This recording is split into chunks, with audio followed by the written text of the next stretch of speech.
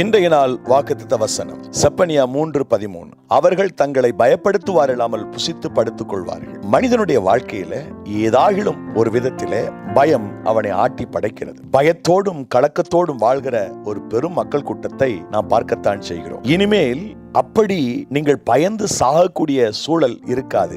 உங்களை பயப்படுத்துவார் இருக்க மாட்டார்கள். நீங்கள் நன்றாக புசித்து படுத்துக் கொள்வீர்கள். உங்களுடைய வாழ்க்கை திருப்திகரமாக இருக்கும் என்பதுதான் இந்த செப்பனியா மூலம் ஆண்டவர் சொல்லுகிற வாக்கு. பயத்தை கர்த்தர் நம்முடைய வாழ்க்கையிலிருந்து துரத்துவார். நன்றாக புசித்து சந்தோஷமாக சாப்பிடுவதற்கு அவர் நமக்கு உதவி செய்வார். தேவையற்ற வியாதிகள் நம்முடைய சரீரத்தை விட்டு மறைந்து போகும். நாம் மகிழ்ச்சியோடு படுத்துக் கொள்ளும்படி தேவன் தயை பாராட்டுவார். இவைகள் அநேகருடைய வாழ்க்கையில இல்லை.